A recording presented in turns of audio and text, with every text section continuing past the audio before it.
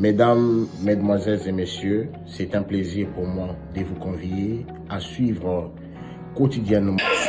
Mesdames et Messieurs, chers fidèles téléspectateurs, nous sommes très contents de savoir que vous êtes très nombreux en train de nous suivre dans le cadre de votre mission Écho des Kikwit. Vous nous suivez depuis les États-Unis d'Amérique à travers la chaîne L'œil des enseignants et puis vous allez nous suivre à travers plusieurs plateformes numérique. Je suis tonton Bob Lugo Malemessi de la presse congolaise. Nous sommes ici au campus de l'université de Kikwit, juste à côté de moi. Vous remarquez déjà, mesdames et messieurs, que je suis accompagné d'un grand monsieur. Il s'appelle comme ça Christian. Il est docteur en formation dans la faculté de médecine de l'université de Kikwit, à qui j'ai dit bonsoir, monsieur Christian. Bonsoir, Papa Bob.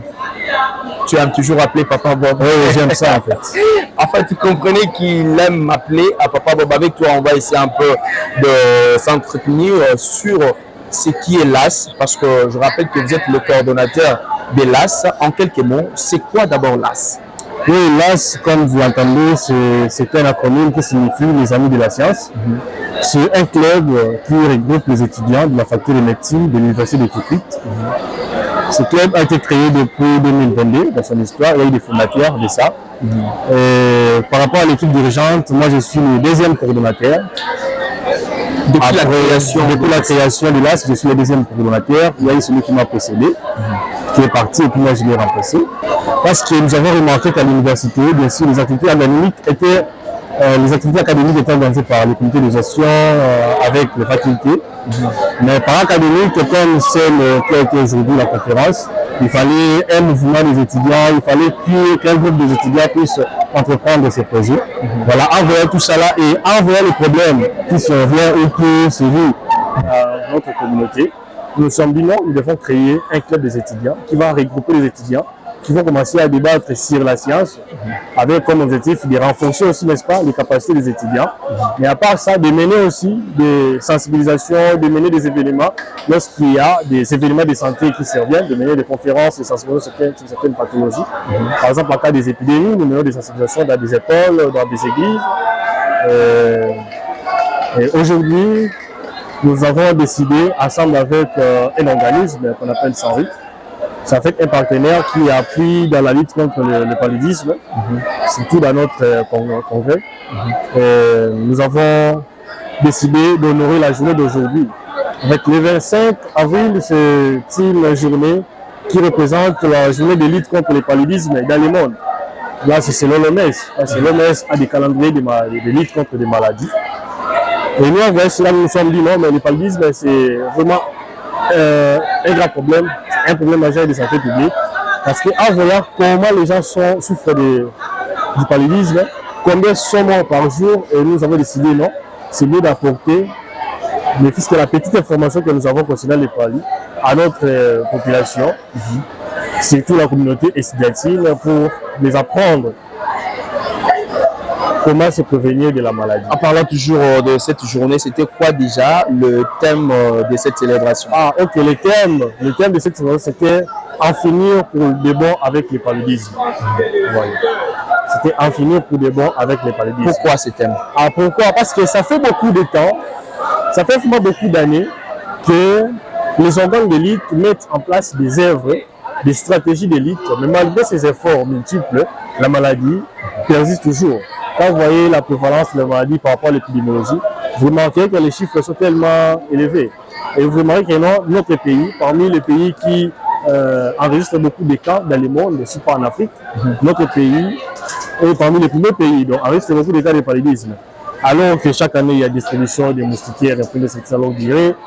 On apprend aux gens de dormir sous cette moustiquaire. Il y a vraiment beaucoup de mesures, même des mesures physiques, des mesures chimiques aussi avec les insecticides, tout ça. Malgré ça, mais la maladie sévit toujours. Sévit toujours et ça ravage tellement la population. Voilà pourquoi nous avons décidé d'organiser cette conférence. En tant qu'un docteur en formation, c'est quoi des stratégies alors pour en finir? Parce que là, vous venez d'évoquer, il y a tellement de stratégies, il y a tellement de mouvements que les partenaires mènent ensemble avec la DPS Quilou et d'autres partenaires bien sûr, voire même l'université de Kikwit et l'AS dont vous êtes le coordonnateur. Mais jusque-là, il n'y a rien du tout. Il y a toujours la malaria qui persiste. En tant que docteur en formation, vous allez proposer quoi exactement en termes de stratégies et des actions à mener sur le terrain pour en finir avec la malaria? Bon, il y a déjà des stratégies qui sont mises en place, pas maintenant, c'est depuis longtemps. Dès que la distribution de moustiquaires, un peu d'insecticides, on le fait gratuitement. Mais ce que moi je peux proposer, c'est quoi? Est-ce que la population respecte ces mesures barrières, ces mesures préventives? Est-ce que la population respecte ça? Parce qu'il y a la moustiquaire, mais on ne comprend pas pourquoi les chats doivent tomber malades. Il y a des insecticides. On apprend aux gens de ne pas s'exposer, en portant des habits peut-être qui sont longs, des chemises manches longues, un pantalon, quand on est dans les crépuscules ou à l'aube, parce que c'est à ce moment-là que l'anophèle pique. Alors, malgré ces stratégies, la maladie se revient. La question qu'on devait se poser, c'est peut-être de savoir est-ce qu'au niveau de la communauté, ces mesures sont respectées. Pour l'interrogation, là, nous ne le savons pas. Parce que si ces mesures sont respectées, il y aura vraiment une éradication de la maladie. Mais moi, je pense que les mesures ne sont pas respectées. Et ce que moi, je peux proposer comme solution, c'est juste, je voudrais juste recommander encore à notre population de respecter les mesures qui nous sont dictées par les normes de l'OMS. Estimez-vous qu'avec la venue du vaccin, cela aussi va soulager quand même? Bon, la venue du vaccin, oui, ça va soulager, mais ça ne va pas éradiquer complètement la maladie. Vous voyez, parce que même les personnes qui sont vaccinées peuvent faire la maladie, mais ne feront pas la forme grave du paludisme. Ils peuvent faire la forme simple. Donc, ça va soulager, ça pourra peut-être réduire le nombre de cas, ça pourra réduire en termes de complications, mais mieux vaut prévenir que guérir. Alors, les vaccins sont aussi une mesure préventive, et moi je trouve mieux de respecter les autres mesures préventives. L'utilisation de l'huile, l'utiliser complètement dans les moustiquaires, on connaît des insecticides, alors je dirais, l'utiliser complètement, ne pas s'endormir sur moustiquaire avec une jambe dehors qui ballotte, non, c'est-à-dire être complètement tout le corps dans la moustiquaire. Vous voyez. Donc, le respect des mesures. Le respect des mesures est très efficace pour les vaccins. Le respect des mesures est très efficace pour la lutte contre le paludisme en République démocratique du Congo. Monsieur Christian, je rappelle encore que vous êtes docteur en formation. Est-ce qu'on peut savoir en quelques mots les signes biologiques du paludisme? Bon, les signes biologiques, vous êtes allé directement plus loin. Moi, je vais vous parler d'abord des cliniques. Vas-y. Parce que la personne, avant que vous ayez des signes biologiques, cette personne doit d'abord avoir des signes cliniques. Elle doit s'amener. Si pas la personne elle-même, sa famille, va l'amener à l'hôpital pour une consultation. Et là, vous rechercherez les signes biologiques. Les signes cliniques, c'est comme on avait dit, on doit avoir d'abord la fièvre. Il y a d'abord une notion de fièvre. La fièvre peut être un peu de maux de tête. Bon, oui, je vais aller. Notion de fièvre d'abord, qui peut être présente ou son antécédent dans les 48 heures précédentes. Et la fièvre peut être simple ou accompagnée d'autres signes. Comme vous dites, céphalée, on peut avoir des courbatures, maux d'estomac, on peut avoir des vomissements, des nausées. Ce sont des signes qui peuvent accompagner la fièvre. Et là, c'est lorsque vous recevez, lorsque ce patient sera à l'hôpital, on va le consulter. Dès qu'on enregistre ces signes, on va suspecter le diagnostic d'un paludisme qui est d'abord simple à ce moment-là. Et on va demander maintenant les examens biologiques. Là, on va demander soit les tests de diagnostic rapide, ou soit la goutte épaisse ou les frottimètres, pour maintenant confirmer le diagnostic du paludisme simple. Et là, on va en prendre en charge. Et là, on va en prendre en charge. Oui, en donnant les molécules, en faisant la chimiothérapie. Ok. Oui. Donc, c'est parmi aussi les signes biologiques du paludisme, comme je disais. Oui, les signes biologiques du paludisme, c'est-à-dire c'est la présence. Les signes biologiques, c'est soit la présence des trophozoïdes dans les sangs. Là, on peut voir ça dans la goutte épaisse.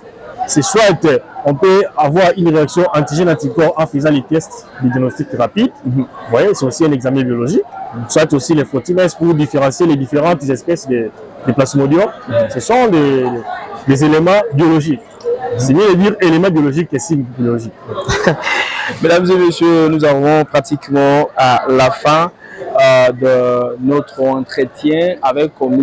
Christian, étudiant à la faculté de médecine de l'université de Kikwit. M. Christian, si vous aurez justement un petit mot à lancer à la population, parce qu'à la fin, le docteur Donald a soulevé, il a lancé un cri d'alarme à tous les étudiants de venir intégrer votre structure, car selon lui, la structure ne concerne pas seulement les étudiants en médecine, mais plutôt toutes les personnes, donc tous les amoureux faits de la science. Vous, en tant que le coordonnateur de cette structure, un petit mot et vous avez 3 minutes.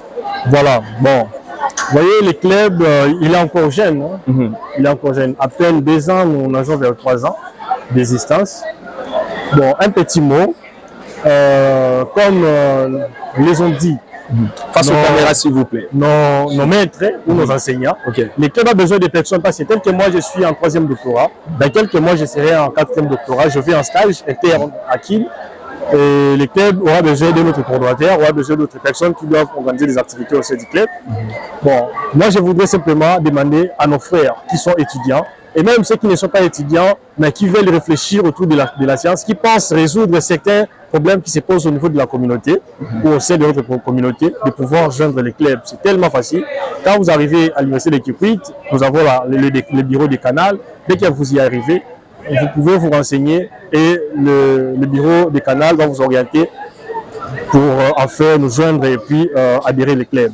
Donc c'est en fait ça. Et à tous les étudiants, faites de vous les sensibilisateurs, surtout les étudiants de la faculté de médecine, parce que déjà dans les quartiers, quand on commence la médecine, dans les quartiers, on dit non docteur. En famille, on dit déjà docteur. Donc, soyez les sensibilisateurs pour vos familles, soyez les sensibilisateurs dans vos milieux de vie, sensibilisez vos membres de famille.